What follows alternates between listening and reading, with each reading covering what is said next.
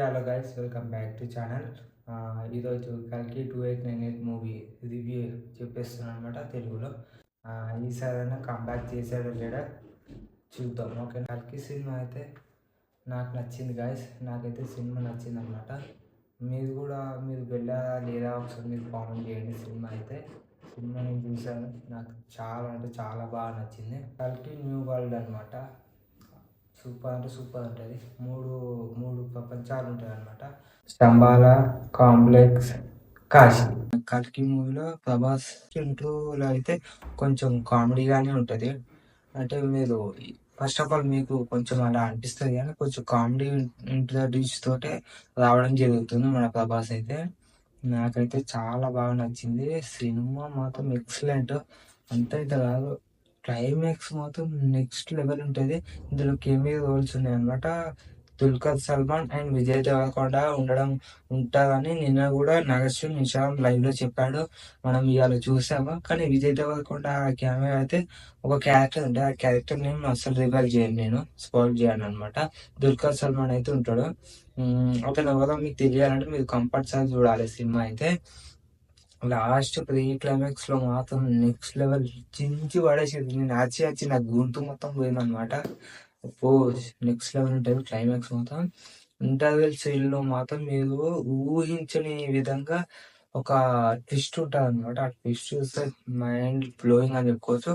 అయితే మన ప్రభాస్ ఎక్కువ ఫస్ట్ హాఫ్ లో అయితే మనకు ప్రభాస్ ఓన్లీ ఇంటర్వ్యూస్ లో ఒకసారి కనబడతాడు. ఫైట్ సీన్ ఉంటుంది. ఆ ఫైట్ సీన్ కొంచెం కామెడీగానే తీసుకెళ్ళడం జరుగుతుంది. కామెడీ అంటే ఎట్లా అంటే కామెడీ క్యారెక్టర్ లాగా చేసేసారు మన ప్రభాస్ ని. కానీ సెకండ్ హాఫ్ లో చూడాలి, నెక్స్ట్ లెవెల్ ఉంటుంది. సెకండ్ హాఫ్ లో మాత్రం మన ప్రభాస్ ఒక్కొక్క గుర్తు ఒక్కొక్క డైలాగ్ అనమాట. అంత ఇది ఉంటది. అశ్వత్థామతో మాత్రం fight scenes next level plan చేసిండు. ఏం ప్లాన్ చేసావు నాయన అంటే నాగేశ్వర్ అయితే నెక్స్ట్ లెవెల్ కి తీసుకెళ్ళాడు.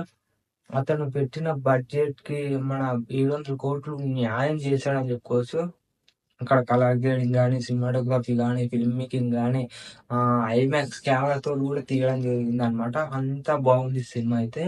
ఇక మ్యూజిక్ అయితే నాకు అక్కడక్కడ కొంచెం బాగాలేదు, అంటే కొంచెం నచ్చింది, కొంచెం నచ్చలేదు అని కాదు, కానీ అక్కడ జనాల అదుపుల వల్ల మ్యూజిక్ బీజిఎం కూడా ఈడవలేదు అనమాట. అంత ఇదైపోయింది మనకు. సాంగ్స్ మాత్రం చాలా బాగున్నాయి. సాంగ్స్ యూట్యూబ్ లో ఏవైతే ఉన్నాయో అన్ని బాగున్నాయి సాంగ్స్ అయితే. లాస్ట్ క్లైమాక్స్ లో ఒక సాంగ్ ఉంటుంది. ఆ సాంగ్ నేను చెప్పాను. సాంగ్ అయితే చాలా బాగుంది అనమాట.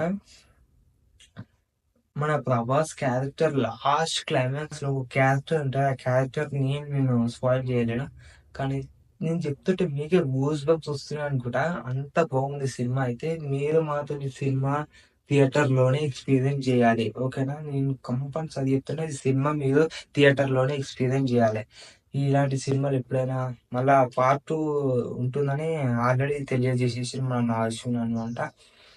విజయ్ దేవరకొండ క్యారెక్టర్ బాగుంది. మనకి కెమెరా ఇంకోటి కొన్ని కెమెరా రోల్స్ అయితే ఉన్నాయి అనమాట.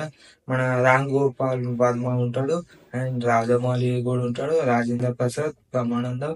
వీళ్ళ క్యారెక్టర్ కి న్యాయం చేశారు అనమాట.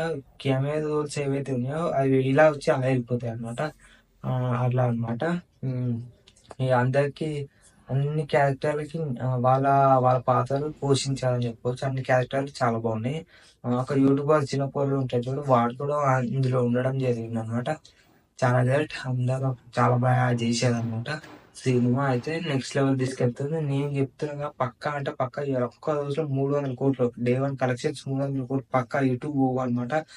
అంత బాగుంది సినిమా అయితే. ఇంత ఇంత కాదు, చాలా అంటే చాలా బాగుంది సినిమా. నెక్స్ట్ లెవెల్ ఉంది సినిమా. ఇలాంటి సినిమాలు మళ్ళీ వస్తాయో కానీ పార్ట్ 2 మళ్ళా ఉందని చెప్పేసి అన్నారు. పార్ట్ 2 కోసం మనం వెయిట్ చేద్దాం, ఓకేనా? మీ సినిమా మీరు చూసారా లేదా కామెంట్ చేయండి.